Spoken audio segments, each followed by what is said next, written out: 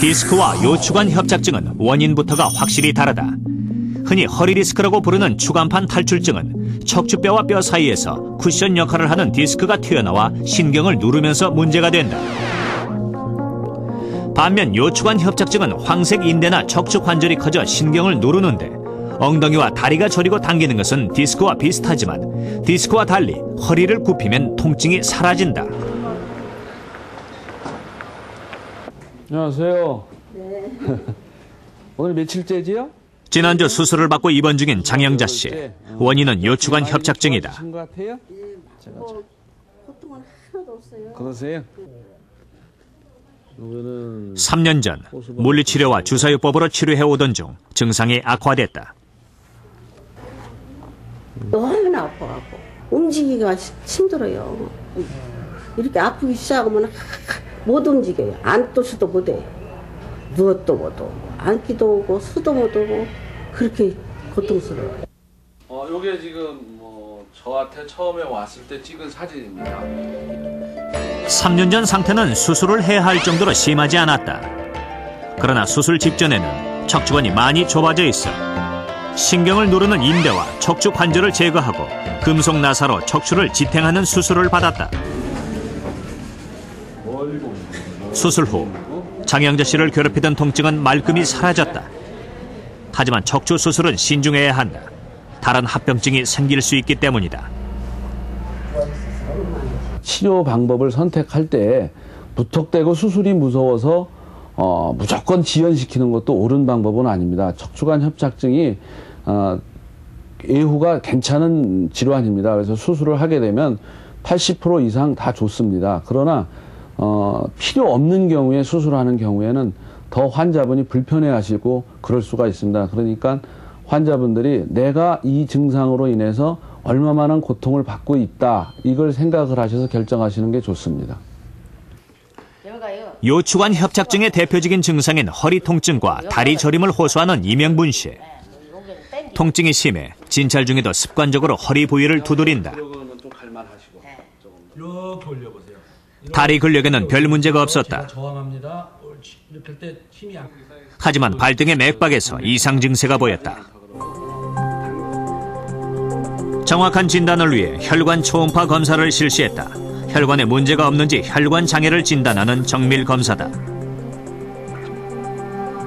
먼저 허벅지 부분의 혈관들을 검사한 결과 정상 속도로 혈액이 흐르고 있는 모습이 보였다. 그러나 종아리 부분에서 문제가 발견됐다. 허벅지에서는 막힘없이 잘 통하던 혈관이 속도도 떨어져 있고 흐름도 불규칙했다. 요추관 협착증이 아니라 동맥경화로 인한 혈관 장애인 것이다. 하지 파행, 그것이 척추에서도 발생될 수 있지만 하지로 내려가는 혈관이 막혀서도 발생이 있을 수 있습니다. 아주 증상이 아주 유사합니다. 그래서 말씀 들어갖고는 사실 진단하기가 굉장히 어렵습니다. 그래서 경우에 따라서는 척추 MRI만 보고 협착증인가 보다 하고 수술하고 나서 결과 안 좋아서 다시 초음파라든지 이런 걸 해보면은 하지 혈관이 막혀서 증상에 호전 없이 헛고생 하시는 분들도 경우에 있습니다. 요추관 협착증의 치료는 수술이 절대적인 치료 방법은 아니다. 통증 등 증상 자체가 심하지 않으면 수술할 필요가 없다. 환자가 겪고 있는 고통의 정도가 가장 중요한데 견딜 만한 통증 정도라면 물리치료나 운동요법과 같은 보존적 치료가 반드시 먼저 선행되어야 한다. 한 임상연구 결과에 의하면 요추관 협착증 환자 47명을 대상으로 5년간 보존요법을 실시한 후 절반에 가까운 환자들이 증상이 좋아졌다.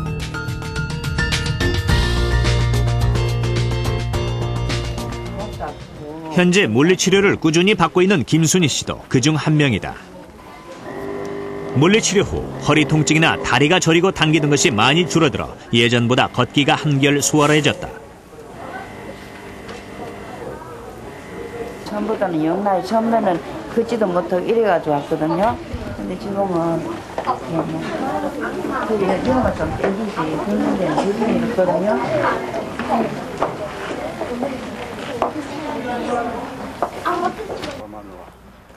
운동요법은 예방 차원에서도 필요하지만 척추 수술을 받은 환자에게도 중요하다. 우재범 씨 역시 지금의 정도로 걷기까지 많은 노력이 필요했다. 수없이 넘어져 다쳤어도 포기하지 않고 아침 저녁으로 30분씩 꾸준히 걸었다. 아마 넘어지는 횟수가 하루에 서너 번씩 무릎파이 치고 엉망이요. 그래요? 이 무릎파이 이게 다 깨진 자리예요. 이게. 넘어져서. 아이고. 그리고 이쪽도 그러고.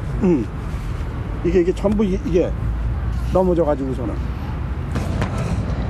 수술 후에도 다친 신경이 완전히 회복되지 않아 불편했던 다리를 운동으로 극복한 것이다.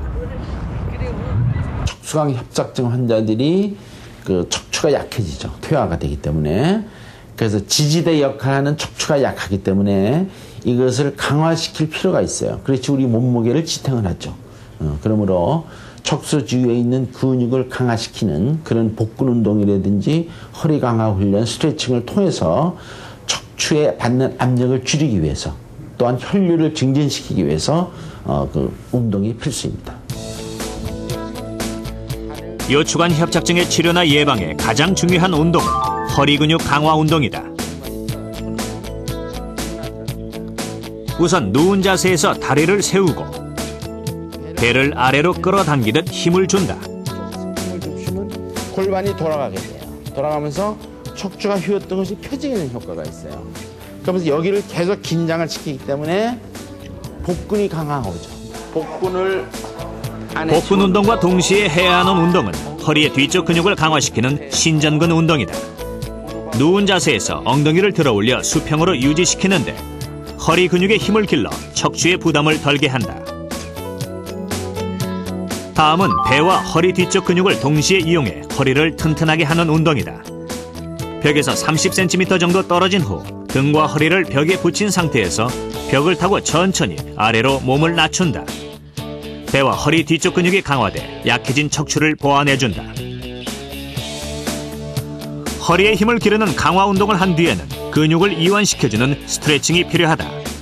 의자에 앉은 자세에서 허리를 곧게 펴고 두 팔을 위로 한 채 천천히 아래로 몸을 숙이는 자세다. 경직됐던 척추의 근육들을 풀어줘 척추신경의 손상을 예방하는 운동이다.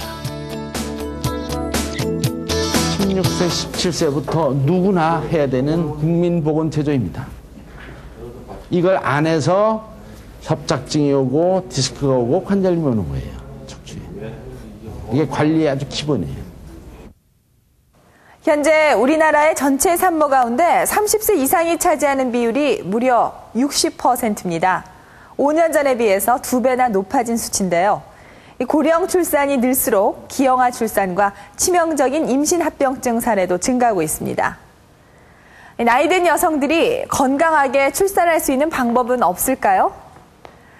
다음 이 시간 생로병사의 비밀에서는 나이든 엄마를 위한 출산 건강법에 대해서 알려드립니다.